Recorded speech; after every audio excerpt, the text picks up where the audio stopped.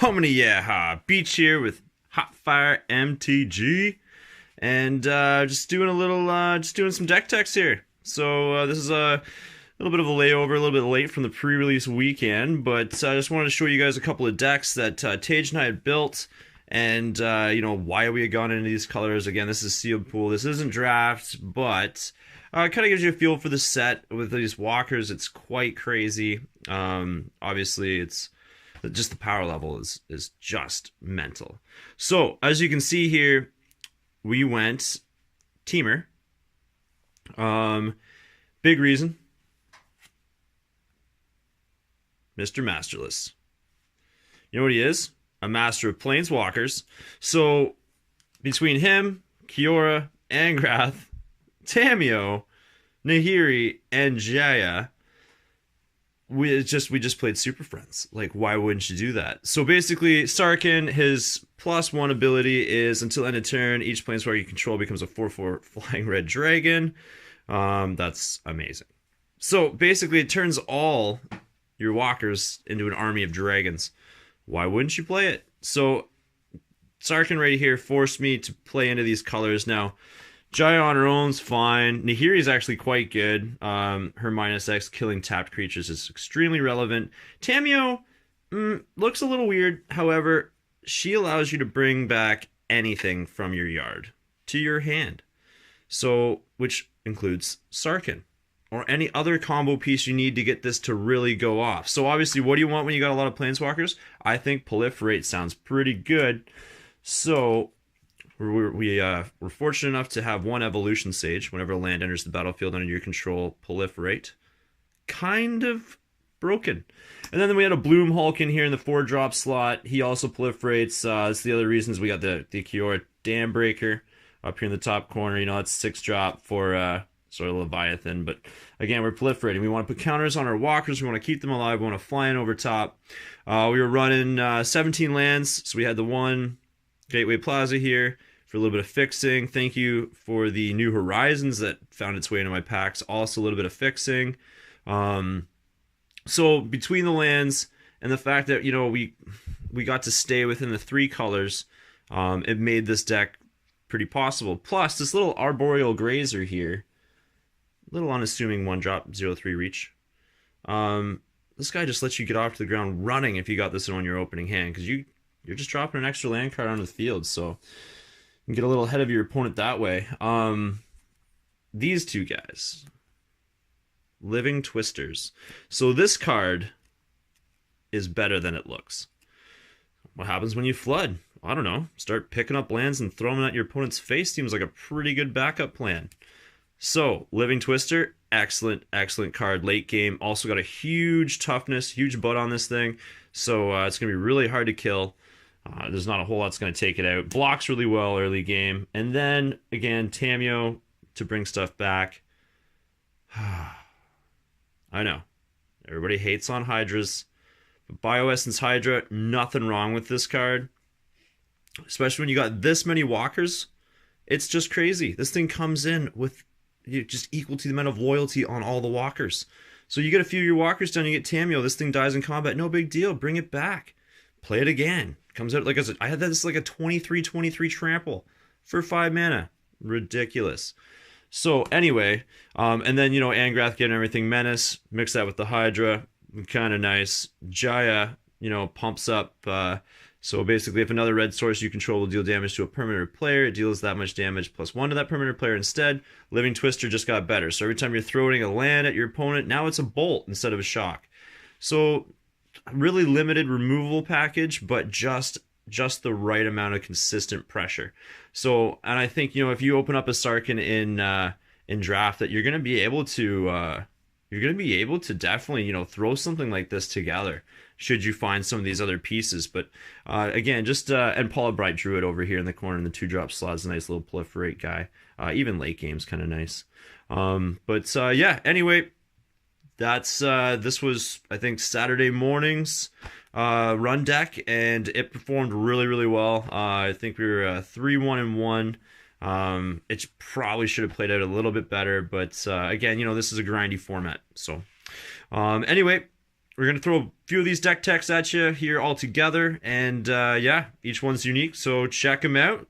Let us know in the comments what you guys think. Maybe, you know, what you might have played differently, or maybe what you would have been looking for instead of, or, you know, what also you actually liked about the deck, or pieces that you think probably performed really, really well.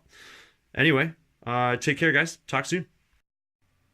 Hey guys, how's it going? It's The Beach with HotFireMTG. Here's another deck tech for you. So this was Sunday's pre-release. This was the morning. Last one I played. So basically, my pool was terrible. There's nothing to go off of. So this card right here forced me basically into this deck. We got 3 copies of New Horizon. I said, hey, what are we going to do with this? Let's ramp into big stuff. Let's do that. So basically, the creature side of things were pretty mellow, but there was this. This stupid, broken, amazing if you can get it to go off card. Parhelion II. Flying First Strike Vigilance. It's an 8-drop for a 5/5 artifact. But whenever it attacks, you create 2 4/4 angel creature tokens with flying and vigilance, and they're also attacking. Which means the first time you attack with this card, you are swinging for 13. But those tokens don't leave. And they also can crew, because this is a crew of 4. So, basically, the idea of the deck, ramp, ramp, ramp, find this, play it, win.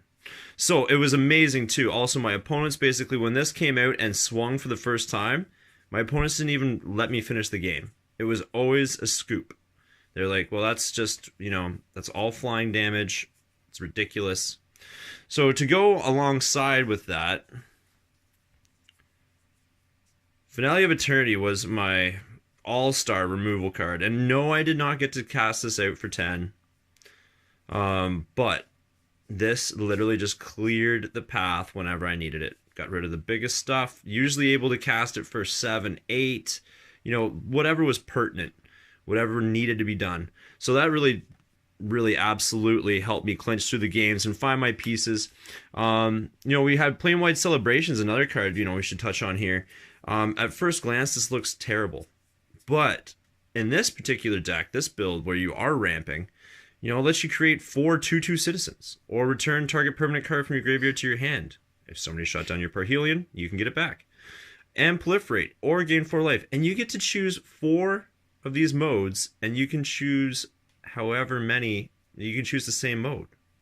All 4. It's crazy. You can get 16 life out of this. Whatever you need it to do, it will do it. So, again, great card. Wanderer's Strike, just exile, proliferate. We had a couple geodes for more ramp, a little scry, fix that. Band together, Divine Arrow, and then a Bond of Flourishing just to dig for the pieces. Creature-wise, we were pretty light, but the curve was pretty good. You know, 2s and 3s into the bigger guys. Tithbearer Giant, I know Matt touched on this on one of his. As, you know, again, this guy can crew Parhelion all on his own. He also replaces himself. If a card's going to replace itself, that's good value. Even for a life, that's nothing. So, you know, we got the worms. I had to play a lot of the more top-end kind of creatures so that I could get that Parhelion crewed when I need it to be crewed. Leyline Prowler. This is like a vampire Nighthawk, but it's like it had a baby with Birds of Paradise. So, you know, we're talking about a 2/3 lifelink, Death Touch, and tap and fix. Whatever color mana you need. Arlen's obviously a great body, just starts generating, you know, 3/3 friggin' wolves. It's great. With, you know, with proliferate and things like that, you can just keep using that ability. It's amazing. Grateful Apparition works really well with any of your walkers, obviously one of the premiums.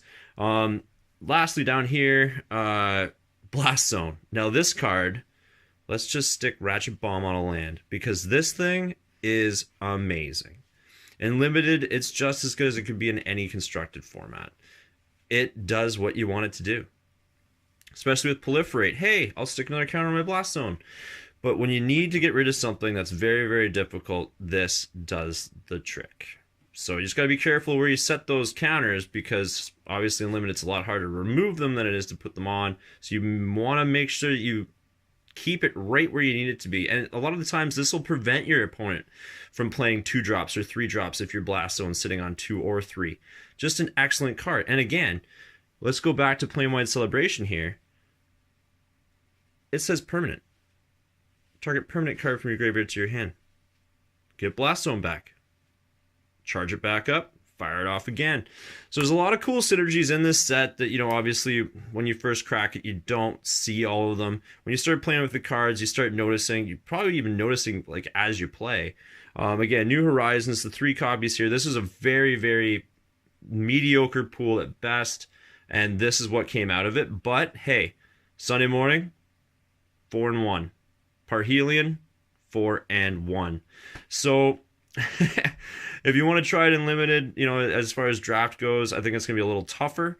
But in sealed, this thing did perform. I don't expect to see Parhelion sit in any standard decks or anything like that, but we will see where some of these other cards line up. Leyline Prowler again. I think you'll be seeing this guy around. It's just really relevant. But hey, when life gives you lemons, slap together a pretty janky Magic deck, boys and girls. All right, you're never out until you're out. You just got to look for the angle that gives you the best possible scenario. So anyway, there's our decks for the Warspark pre-release. I hope you guys had a great time at your pre-release, and I hope you guys all were able to get out there. But at any rate, we'll be bringing you some new content with coming up on Standard here in the next week or so. And now that sort of the dust has settled, but you know, there's a lot of stuff to still get figured out with that format, right? People are still trying new things, trying to break things. So typically in the first few weeks, aggro is prominent, and the beach, you see the mat. I love my red. So we'll see where this new Standard takes us. All right, boys and girls. Have yourself a great day. Talk to you later. Again, HotFireMTG. Subscribe, like, comment, do whatever you can. I hope this is, you know, something that you guys are going to start catching up on all the time, because we will keep producing them. Check you later.